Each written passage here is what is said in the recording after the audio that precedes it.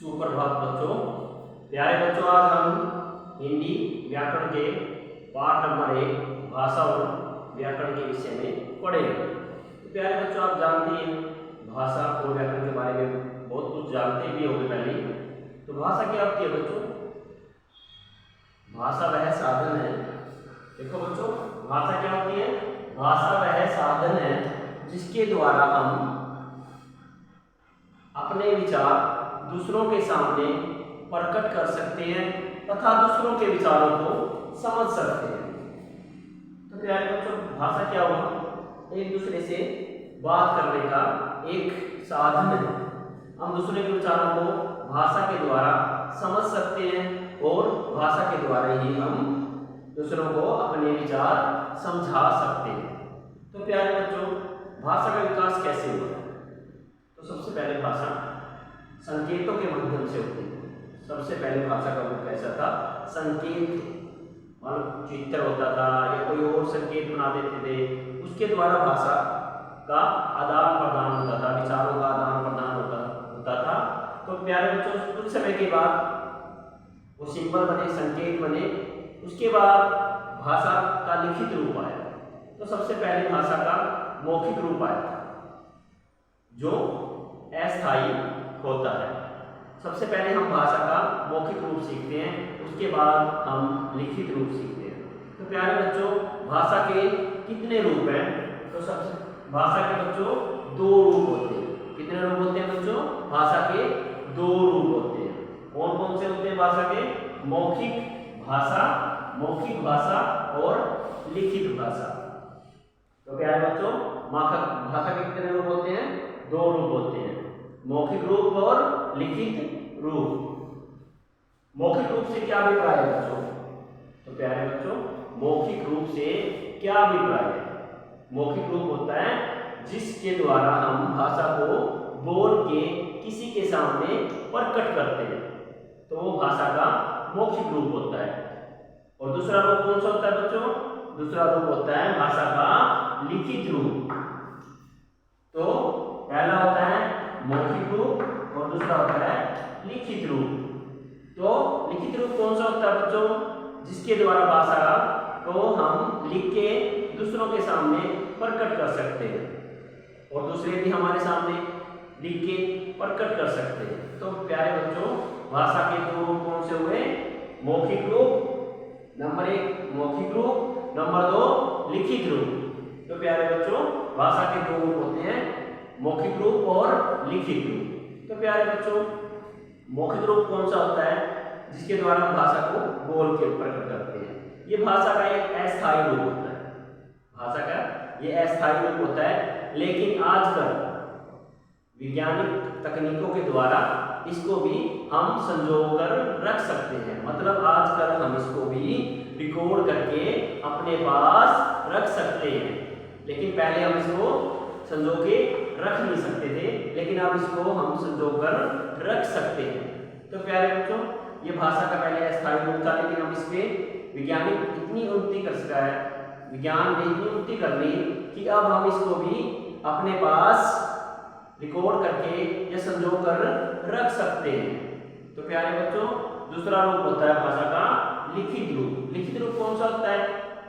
जो स्थायी रूप होता है। इसको हम बहुत लंबे समय तक इसको अपने पास हम रख सकते हैं, क्योंकि भाषा का लिखित रूप होता है कोई बुक लिखी गई है, उसको हम किसी जगह पे रख देते हैं, सेफ सुरक्षित जगह पे, तो क्या होगा? हम उसको लंबे समय के बाद फिर से हम देख सकते हैं। 50 साल, 100 साल, 200 साल के बाद हम उसको वैसा का वैसा दोबारा से फिर उसका प्रयोग कर सकते हैं। तो प्यारे बच्चों, लिखित और मौखिक रूप के बारे में आपको पता चला। तो अब देखते हैं बच्चों, आगे क्या होता है? भाषा में बोली होती है। बोली होती है बच्चों, प्यारे बच्चों, भाषा के अंदर एक बोली होती है जो एक स्थानीय भाषा होती है। बोली कौन सी भाषा होती है बच्चों? स्थानीय भाषा होती है, जिसको मतलब स्थानीय लोग ही प्रयोग करते हैं, जिसको जो बड़े छोटे स्तर पर बोली जाती है, छोटे क्षेत्र में बोली जाती है, कम लोगों के द्वारा बोली जाती है। जो थोड़े से क्षेत्र में बोली जाए उसे बोली कहते हैं। क्या कहते हैं बच्चों? उसको बोली कहते हैं। कहा गया है, कोस कोस पर बदले पानी और 4 कोस पे बदले बानी। जो मतलब थोड़े से क्षेत्र में, थोड़े से एरिया के अंदर बोली जाए उसे बोली कहते हैं। अर्थात थोड़ी सी दूरी पर बदलने वाली भाषा को मौखिक व स्थानीय रूप बोली कहलाता है। भारत एक विशाल देश है, बहुत बड़ा देश है हमारा, यहाँ पे बहुत सी बोलियां हैं। हमारे देश में बहुत ज़्यादा बोलियां बोली जाती हैं। असंख्य बोली और भाषाएं हमारे देश में बोली जाती हैं। छोटे से क्षेत्र में बोला जाने वाला भाषा का रूप बोली कहलाता है। थोड़ी थोड़ी दूरी पर इसका रूप बदलता रहता है। उपभाषा और भाषा। अगला क्या बच्चों? उपभाषा और भाषा।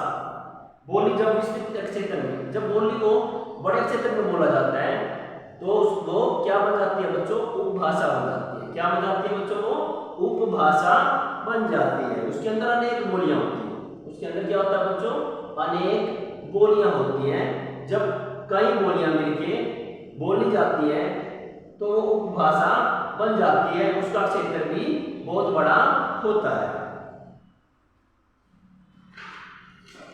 तो प्यारे बच्चों, अभी क्या है? भाषा और बोली में अंतर। भाषा और बोली में क्या अंतर होता है? देखो, भाषा और बोली में यही अंतर होता है। भाषा बहुत बड़े विशिष्ट क्षेत्र में बोली जाती है और बोली छोटे से क्षेत्र में कम लोगों के द्वारा बोली जाती है। तो भारत की भाषा कौन सी है? हिंदी। हिंदी बहुत बड़े क्षेत्र में बोली जाती है, पूरे भारत में बोली जाती है। लेकिन जैसे बोली है हरियाणवी बोली है, राजस्थानी बोली है और बहुत सी बोलियां हैं जो छोटे क्षेत्र में बोली जाती है। अगला रूप क्या है बच्चों? मानक हिंदी। मानक हिंदी क्या होती है बच्चों? मानक हिंदी होती है मान्यता प्राप्त हिंदी। तो हमारे सरकार के द्वारा हमारे एक सभा होती है जो क्या करती है? हिंदी का स्वरूप निश्चित करती है। हिंदी का रूप निश्चित करती है और ये तय करती है कि कौन सी भाषा सही है जो राष्ट्रीय स्तर पर प्रयोग की जाए। मानक हिंदी का मतलब ये होता है कि मान्यता प्राप्त हिंदी, जो विद्वानों द्वारा मान्यता प्राप्त होती है, जिसको सरकारी कामकाज में और सब कामों में बोला और लिखा जाता है। तो प्यारे बच्चों, मानक हिंदी क्या हुई? मान्यता प्राप्त, सरकार द्वारा मान्यता प्राप्त भाषा को, हिंदी को मानक हिंदी कहते हैं। तो प्यारे बच्चों, मानक हिंदी राजभाषा होती है। इसका अगला रूप क्या है बोली भाषा का? राजभाषा। राजभाषा कौन सी होती है बच्चों? सरकार के द्वारा या सरकारी कामकाज में, जो सरकारी कामकाज करते हैं, जैसे हमारी तहसील में काम करते हैं, हमारे हॉस्पिटल में काम करते हैं, हमारे स्कूल में काम करते हैं, वहाँ पे जो भाषा बोली जाती है और लिखी जाती है वो राजभाषा होती है। तो क्या परिभाषा बनी इसकी? सरकारी कामकाज में प्रयोग की जाने वाली भाषा को राजभाषा कहते हैं। किसको कहते हैं बच्चों? सरकारी कामकाज में प्रयोग की जाने वाली भाषा को राजभाषा कहते हैं।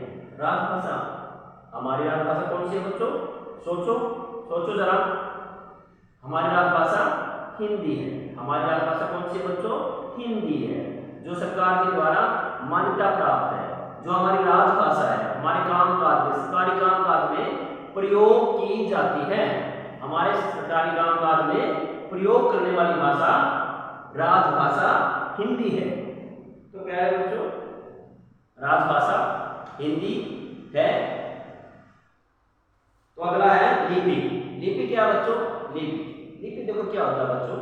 लिपि होता है किसी भाषा के लिखने के ढंग को लिपि कहते हैं। किसी भाषा के लिखने के ढंग को लिपि कहते हैं। जैसे हमारी हिंदी भाषा की लिपि कौन सी है? हमारी हिंदी भाषा की लिपि है देवनागरी। पंजाबी भाषा की लिपि कौन सी है? गुरुमुखी। और अंग्रेजी भाषा की लिपि कौन सी है बच्चों? रोमन लिपि। तो प्यारे बच्चों, सभी भाषाओं की अपनी अपनी लिपियां होती हैं, अपना अपना लिखने का ढंग होता है। लिपि क्या होता है? चित्र होता है, फोटो होती है, चित्र होता है भाषा के सिंबल का, अक्षरों का, वर्णों का, जो निश्चित होता है। सभी लिपियों की, सभी भाषाओं की अलग अलग लिपियां होती हैं। जैसे हमारी देवनागरी है तो एक चित्र है, जैसे तुम्हारे सामने मैं लिख रहा हूँ अब, जैसे कै लिखते हैं। तो क्या है बच्चों, कै सिंबल है, फोटो है, चित्र है। लिपि का मतलब लीपना, चित्रित करना। तो लिपि क्या हुई, एक भाषा का सिंबल, संकेत है जिसके द्वारा भाषा को प्रकट किया जाता है लिख के। लिपि क्या है, किसी भाषा के लिखने के ढंग को लिपि कहते हैं। किसी भाषा के लिखने के ढंग को क्या कहते हैं बच्चों, लिपि कहते हैं। तो प्यारे बच्चों, जो मैं तुम्हें अब पढ़ा रहा हूँ लेसन के अंदर, इस पाठ के अंदर, तो आप उसे पेंसिल के साथ अंडरलाइन भी करेंगे। जो मुख्य बातें मैं आपको बता रहा हूँ, आप उसे साथ साथ में अपनी बुक के अंदर साथ साथ में नोट करते रहना, और जो मुख्य बिंदु है आप उनको भी अपनी नोटबुक में नोट करना। तो प्यारे बच्चों, आप इस वीडियो को रोक रोक के बीच में जो मुख्य बातें मैं बता रहा हूँ, परिभाषाएं बता रहा हूँ, आप उसे अपनी नोटबुक में नोट भी कर सकते हैं। बीच में रोक के वीडियो को फिर आगे देख दोबारा से फिर स्टार्ट करके उसको आगे देख सकते हो। तो प्यारे बच्चों, ये हुआ भाषा का।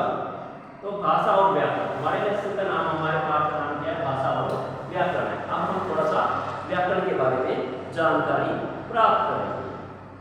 तो व्याकरण क्या होता है बच्चों, व्याकरण किसे कहते हैं, जो हमें भाषा को शुद्ध लिखना सिखाता है।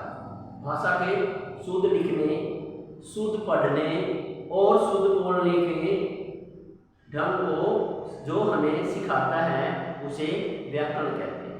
व्याकरण हमारा भाषा का शुद्धिकरण करता है, हमारी भाषा को शुद्ध करता है, हमें शुद्ध लिखना, शुद्ध पढ़ना और शुद्ध बोलना सिखाता है। तो प्यारे बच्चों, व्याकरण की क्या परिभाषा हुई, व्याकरण वह शास्त्र है जिसके द्वारा हम शुद्ध बोलना, शुद्ध पढ़ना और शुद्ध लिखना सीखते हैं। तो प्यारे बच्चों, व्याकरण के बिना हमारी भाषा अधूरी है, क्योंकि भाषा का शुद्ध रूप किससे पता चलता है, हमें व्याकरण से पता चलता है।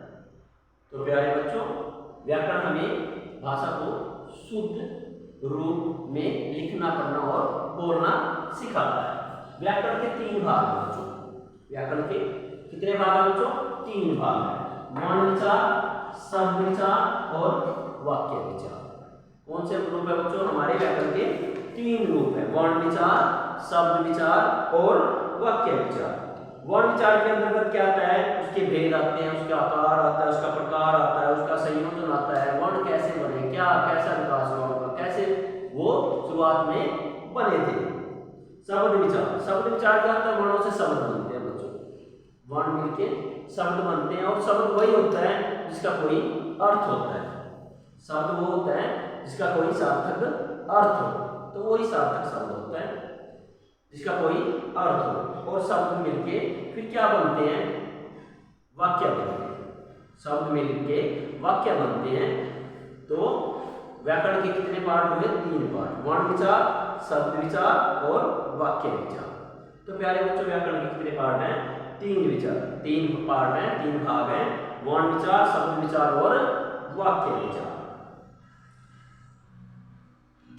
तो प्यारे बच्चों, आज हमारा ये लेसन, हमारा ये अध्याय व्याकरण का यहीं पे पूरा होता है, और मुझे आशा आप इसे ध्यान से याद करेंगे, और जो इसके अंदर मुख्य मैंने बात बताई है, आप उसे भी अपनी नोटबुक में नोट करेंगे, और अपनी बुक के अंदर पेंसिल के साथ मुख्य बिंदुओं को अंडरलाइन करेंगे। तो प्यारे बच्चों, आज के लिए बस इतना ही। आपका दिन शुभ हो।